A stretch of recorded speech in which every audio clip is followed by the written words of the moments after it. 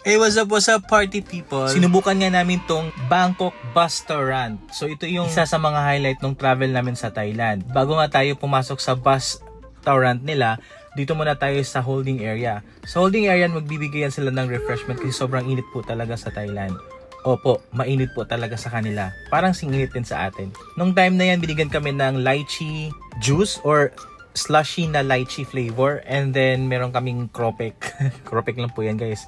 So aakyat tayo sa bus at doon po talaga tayo magla-lunch. Sobrang nakakabilib nga dito sa Thailand guys, kasi nag-isipan talaga nilang maigi yung mga ihahain nila sa kanilang mga turista. So napakaganda ng hospitality nila. Kita nyo naman pag welcome pa lang sa amin ay Sawadee Krap, Sawadee Ka. Ang Sawadee Krap pala guys ay pagbate para sa mga lalaki at ang Sawadee Ka naman ay para sa mga babae. Hindi ko alam kung tama ba yung pronunciation ko, pero yun na yun. Ganun sila bumati sa Thailand at kitang-kita nyo naman, sobrang nag-enjoy talaga ako dyan. Kasi habang kakain ka, nakikita mo yung buong siniri ng Thailand.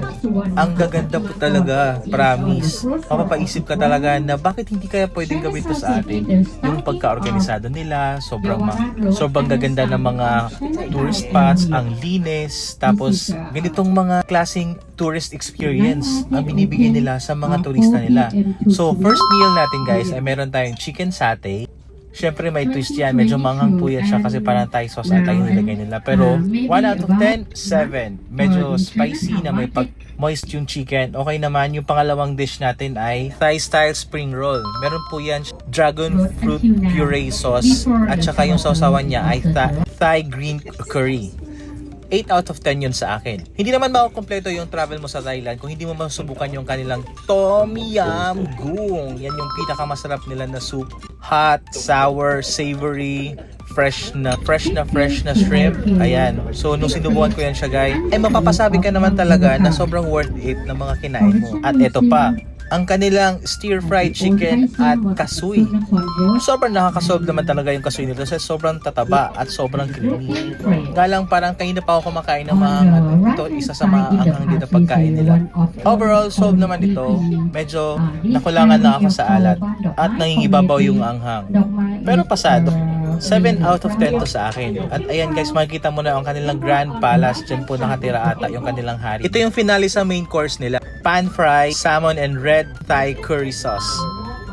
Overall, sobrang sarap nito kasi salmon is my favorite. Ayan. 10 out of 10 for me. Ito talaga ang isa sa mga must tries kapag pumunta kayo ng Thailand. May enjoy mo ang kultura nila. At sa mga tanawin syempre, hindi mo makukompleto ang Thailand experience kung hindi mo masusubukan ang kanilang mango sticky rice na sobrang sarap. Kinulayan nila yan ng blue natin. Yan din naman yung nakikita natin sa atin, di ba? Ang masasabi ko lang sa mangga, mas masarap pa rin yung mangga ng Pilipinas.